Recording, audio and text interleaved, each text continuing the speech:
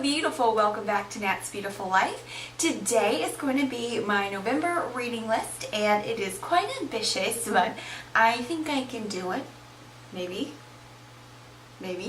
Alright, so if you're new to my channel, this is Nat's Beautiful Life. My name is Natasha Medina and I am a freelance makeup artist, business consultant, and blogger, and I am happy that you came by today. So go ahead and click that subscribe button and the little bell and all of that, and let's just get into the video. The first book that I have for the month of November is this one. It is called Local Girl Missing, and it is by Claire Douglas. I'm actually reading this right now, and it says, when Sophie begins to date Lehane, Frankie warns her not to be lured in by his sensitivity and startling blue eyes. Frankie sees a dark side to him, but Sophie is smitten. Soon after this romance begins, 21-year-old Sophie vanishes, last seen at the town's old Victorian pier. And so 20 years later, Frankie, who was Sophie's best friend, receives a call from Sophie's brother saying a body's been found, and apparently this kind of goes through them trying to figure out what happened to her, because they still don't know if that's her or not yet, because they're doing all the tests and all that jazz, but they're really trying to figure out who did what.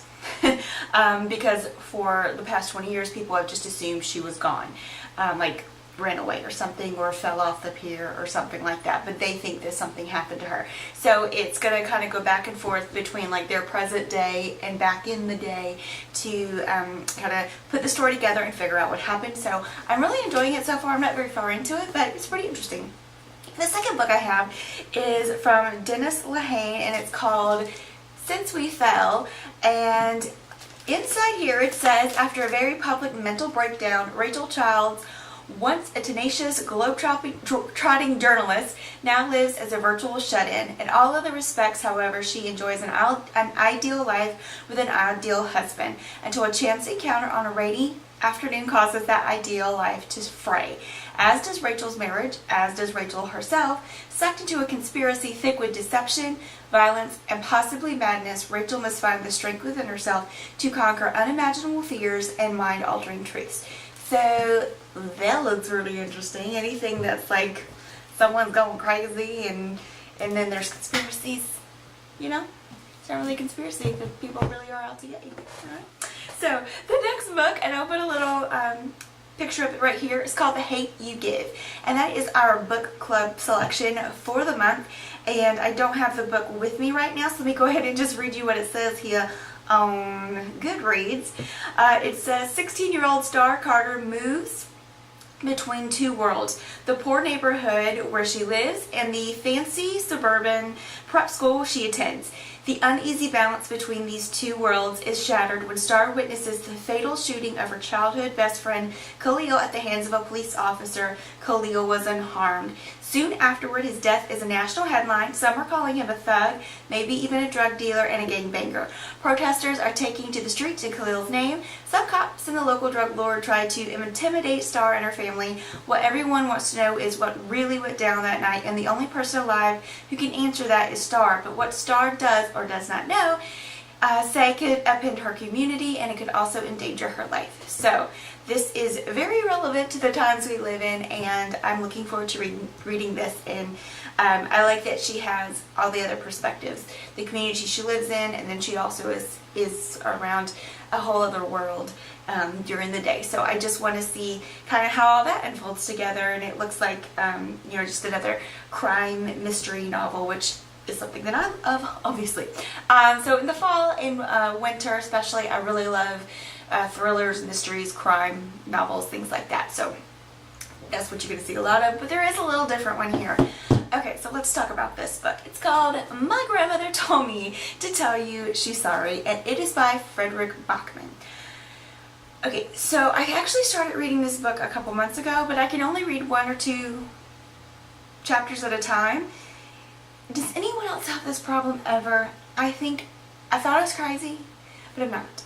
Because I have bought books off of Amazon. I have bought used books off of Amazon.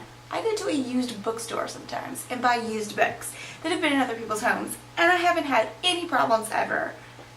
I am allergic to something in the paper of this book.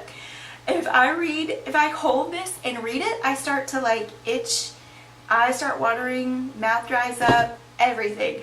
And so it's been difficult to read, but this month I requested it at the library through the ebook. So I'm going to finish this book. It is a pretty good book. So the little blurb on the back, and it's very short, is Elsa is 7 years old and different. Her grandmother is 77 years old and crazy, as in standing on the balcony firing paintball guns at strangers crazy. She is also Elsa's best friend and only friend.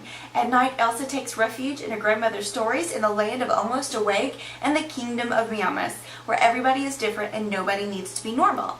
And when Elsa's grandmother dies and leaves behind a series of letters apologizing to people she has wronged, Elsa's greatest adventure begins. Her grandmother's instructions lead her to an apartment building full of misfits, monsters, attack dogs, and old crones, but also the truth about fairy tales and kingdoms and a grandmother like no other. So, I am about halfway through this book already, but like I said, I haven't been able to read it all in one sitting. You kind of have to put aside the fact that she's 7 or 8 because they've made her very adult for that. So you kind of have to set that aside a little bit, but you also have to remember that she's a very different child. She is not your normal kid. So I guess I can understand a little bit more, but it's darling so far. And what I do love about this, there's a lot going on, but there's not this huge, vast number of characters to constantly keep track of. And I think lately some of the books, like the book club books and stuff that we have had so many characters in them that you couldn't keep track of them, and it was just so much going on, and you didn't care about any of them because they weren't in there long enough for you to even do that. This one's not this way. There are a cast of characters, but they all kind of live in the same building, and it just, as the story unfolds, it's just darling. So I highly recommend that book. It was written originally in a let's see, I think, yeah, he lives in Stockholm, so written in his language and then interpreted into English. So there's some of the things that kind of seem funny, but then you realize they're not in America or England or anything. They're in Sweden. So you just got to keep that in mind. And that's why things sound different. So moving on to the next book. The last book on my list is actually the very first one in a series, and it's called In the Woods.